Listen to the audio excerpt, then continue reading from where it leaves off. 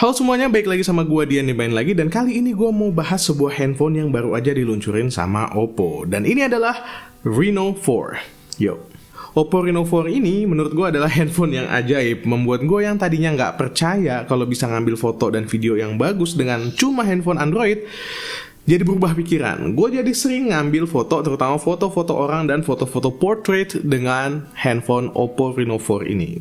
Kayak gimana kualitasnya? Tapi sebelum kita bahas lebih lanjut, gue mau kasih unjuk dulu bentuk kotak dan isinya. Kotaknya agak beda nih, nggak ala Oppo yang kebanyakan warna hijau. Kali ini Oppo Reno 4 kotaknya anak muda banget, dengan background warna putih dan ada doodle warna-warni yang menarik di bagian depan. Dan di bagian bawahnya ada tulisan Oppo Reno 4. Tapi gambar ini sebenarnya cuma sleeve yang bisa kita buka dengan meng-slide kotak aslinya. Kotak aslinya berwarna putih dengan tulisan Oppo di bagian depan dan di samping kanan kirinya. Kalau kotak ini dibuka, kita dihadapkan dengan sebuah kotak lagi yang isinya ada soft case, buku-buku yang nggak pernah kita baca, dan juga sebuah SIM card ejector. Di bawahnya lagi ada Oppo Reno 4-nya, dan kalau HP-nya disingkirin, kita bisa lihat adanya charger dengan teknologi VOOC Flash Charge 4.0. Sebuah kabel USB Type-C dengan aksen warna hijau di dalamnya, dan juga ada earphone di bawah kabel chargernya. Technically speaking, handphone yang gue pegang ini warnanya space black dengan RAM 8GB dan juga storage 128GB. Buat kalian yang ketinggalan informasinya, Oppo Reno 4 ini dibekali SoC Snapdragon 720G atau 720G. Asik. Snapdragon dengan embel-embel G di bagian belakang itu bikin gue semangat karena kata Snapdragon ini adalah sebuah chipset yang diperuntukkan untuk gaming. Nah, video selanjutnya mungkin akan nyiksa Oppo Reno 4 ini, jadi buat kalian tolong tulis di kolom komentar Oppo Reno 4 ini mau dicobain pakai game apa? Tulis. Buat bocoran sedikit nih, PUBG Mobile bisa dijalankan dengan settingan Smooth Ultra di Oppo Reno 4 ini, dan frame rate yang lumayan stabil di kisaran 30-40 fps. Dari tadi mungkin kalian kepo sama jam tangan yang gue pakai. Ini adalah smartwatch besutan Oppo, yaitu Oppo Watch. Oppo Watch ini punya layar AMOLED 3D dan juga menggunakan Wear OS by Google. Jadi kalau mau pinter-pinteran, Oppo Watch ini pinter banget. Kalian bisa langsung kontak Google Assistant melalui Oppo Watch ini, karena Oppo Watch ini juga memiliki speaker dan juga mikrofon. Gombalin aku dong Google. Siap ya, cintaku padamu layaknya limit tak terhingga, nggak ada ujungnya.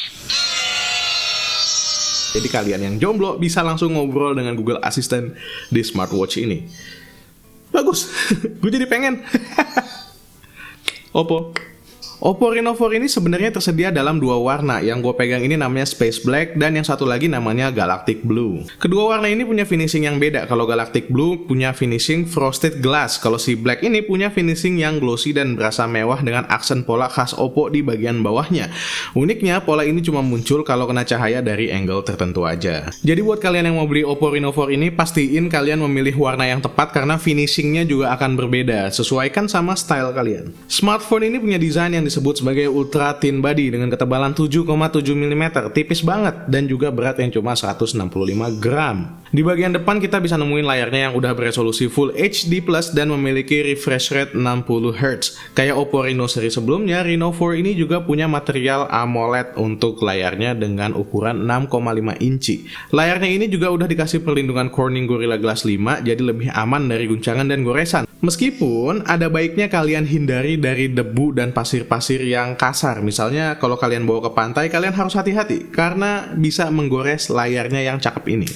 Bezel layar di kanan dan kiri atasnya juga udah tipis banget dan agak tebal di bagian bawah. Agak tebal di sini masih termasuk tipis dan gak bisa diprotes sih menurut gue. Masih enak dilihat dan gak ganggu sama sekali.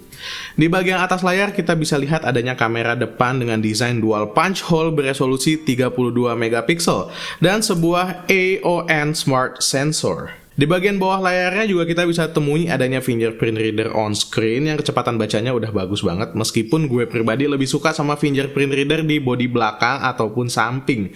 Karena dengan fingerprint reader di bodi belakang ataupun samping itu rasa tangan kita lebih natural aja ketika kita pegang fingerprint readernya.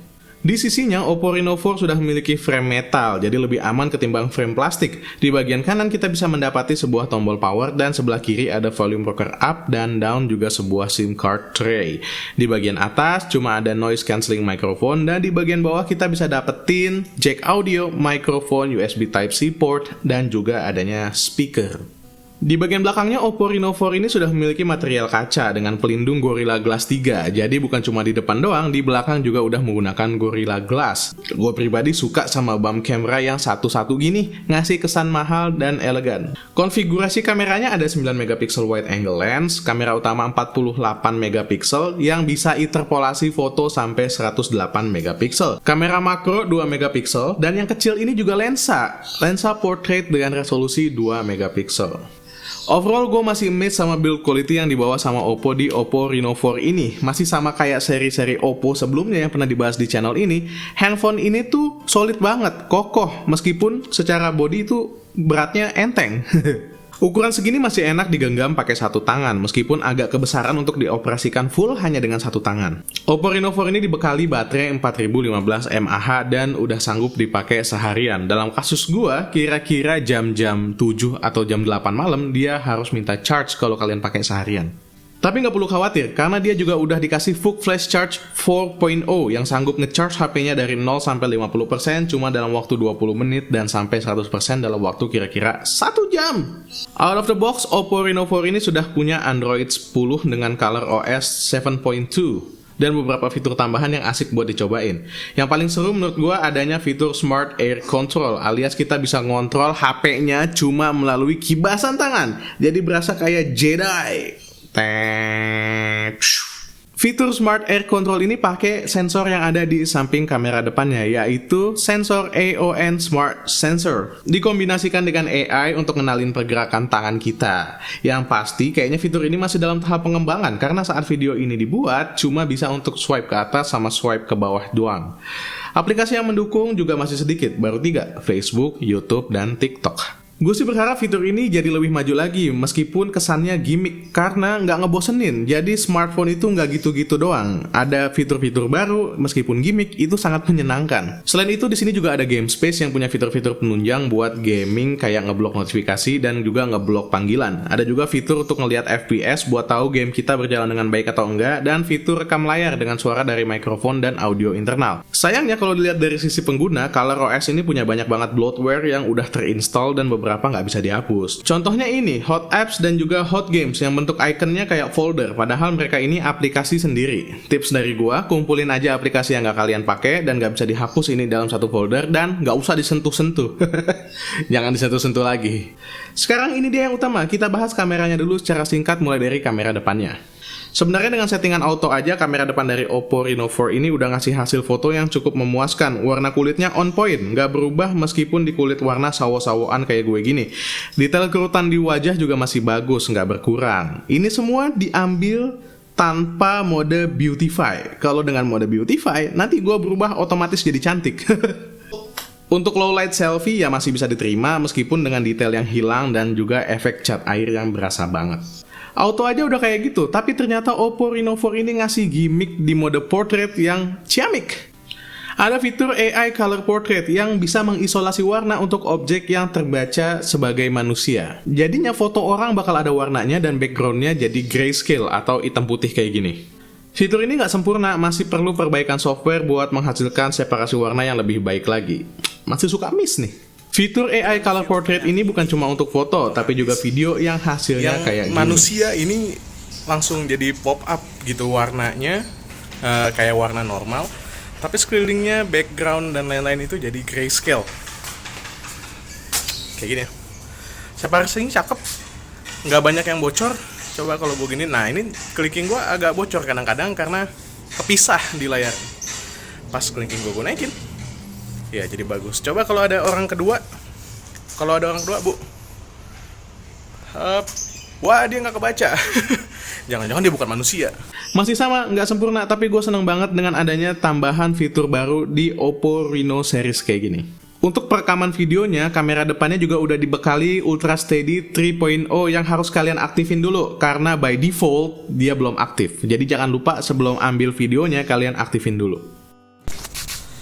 Nah, kalau ini pakai kamera depan dari Oppo Reno 4 tanpa Ultra Steady 3.0 nya nyala, dan gue juga masih naik sepeda. Hasilnya kayak gimana nggak tahu. Kelihatannya di layar sih lumayan stabil, tapi setelah melalui processing di handphonenya gue nggak tahu hasilnya gimana. Bagus juga, dynamic range di langitnya masih cakep nih. Mudah-mudahan hasilnya emang bagus. Kayaknya sih emang bagus ya. Kacau nih handphone, bagus banget kameranya. Dan nggak cuma di kamera belakang doang, di kamera depannya Ultra Steady 3.0 juga ada. Ini masih pakai Oppo Reno 4 dengan kamera depan dan Ultra Steady 3.0 nya nyala. Ini masih naik sepeda juga kayak gini, cuma kayaknya untuk mode Ultra Steady di kamera depan, tampilan yang gue lihat sih muka gue kalau kena sinar matahari jadi agak overexposure gitu, tapi masih sangat bisa diterima. Dan ini stabil banget meskipun jadinya ada crop factor yang lebih di atas, bawah, kanan, kirinya ya. Kayak gini lah. Masuk kamera belakang nih, banyak banget gimmicknya. Bismillah ya, mudah-mudahan gue bisa cover dengan baik ya. Kamera belakang dari Oppo Reno 4 ini punya resolusi utama 48 megapiksel dengan hasil foto auto yang udah cakep banget.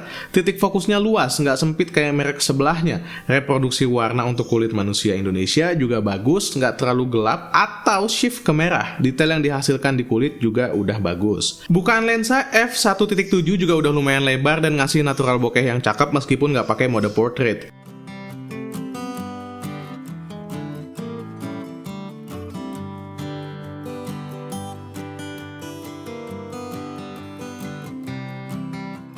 Untuk mode portraitnya juga udah kece meskipun tanpa tambahan filter apa-apa. Separasi foreground dengan background juga berjalan hampir sempurna dengan mist yang wajar bahkan untuk handphone sekelas flagship belasan juta sekalipun. Ngomong-ngomong soal filter, di bagian mode portrait ini ada filter yang sama dengan kamera depan, yaitu AI Color Portrait. Yang bikin beda itu hasilnya. Untuk kamera belakang itu hasilnya lebih bagus ketimbang kamera depan. AI Color Portrait di kamera belakang ini lebih jarang miss pewarnaan, jadi cocok banget buat foto-foto dan diposting di media sosial tanpa harus ngedit lagi pakai aplikasi lain. Filter lainnya ini namanya Night Flare Portrait. Fitur ini jadi fitur wajib buat gua atau buat kalian yang suka foto-foto portrait dan belakangnya backgroundnya tuh bokeh bulat-bulat kayak gitu. Gue kayak jadiin fitur ini tuh otomatis hidup di Reno 4 selama gue pakai. Hasil fotonya kayak gini, jarang banget miss. Dan meskipun ini adalah hasil dari software, gue ngerasa bulat-bulat bokehnya ini udah bagus banget. Sekarang kita bahas videonya. Tanpa Ultra Steady yang nyala, Oppo Reno 4 ngasih hasil yang kayak begini. Ini adalah perekaman kamera belakangnya Oppo Reno 4. Gue naik sepeda nih, tanpa pengaturan Ultra Steady 3.0. Jadi hasilnya kayak begini. Sambil naik sepeda, sambil pakai Oppo Reno 4 tanpa Ultra Steady. Sekali lagi tanpa Ultra Steady ya. Kita putar balik. Tampilan di layar sih lumayan steady ya. Bagus. Kalau ini adegan yang mirip tapi dengan Ultra Steady yang nyala. Kalau ini adalah hasil dari kamera belakang videonya Oppo Reno 4 dengan Ultra Steady 3.0 nya nyala. Sekali lagi gue naik sepeda, terlihat lebih stabil. Dan suara-suara anginnya masuk nggak ya? Ya. Susah juga ini bawa sepeda tangan satu begini. Oke. Agak ngebut sedikit. Nih Ultra Steady 3.0 nya sengaja dinyalain. Dan untuk video, di kamera belakang ini ada yang namanya AI Monochrome Video yang bisa misahin warna berdasarkan spektrum RGB, red, green, ataupun blue. Hasilnya kayak begini. Hai. Wow. Pakai apa kamu?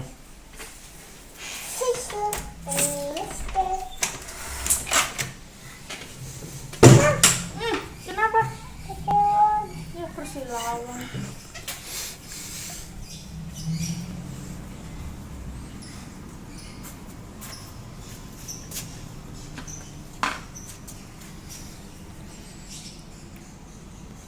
Meskipun hasil separasi warna di mode ini nggak sempurna, tapi ya sekali lagi, gimmick tambahan di mode kamera itu always welcome karena bisa kalian pamerin di media sosial. Kamera belakang ini juga bisa menghasilkan video slow motion 960 fps di 720p dan 480 fps di 1080p dengan fitur 960 AI slow motion.